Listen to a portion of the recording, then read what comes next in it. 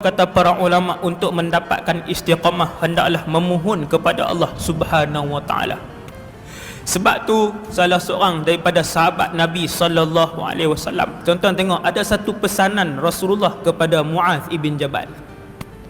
Pesanan. Nabi pegang satu hari Sayyidina Muaz tangannya. Maka Nabi pun kata, wahai Muaz,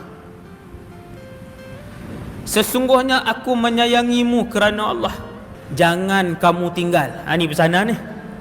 Jangan kamu tinggal tiap-tiap kali selepas kamu melakukan solat, satu ucapan doa kepada Allah Subhanahu wa taala. Allahumma a'inni ala zikrika wa syukrika wa husni ibadatik.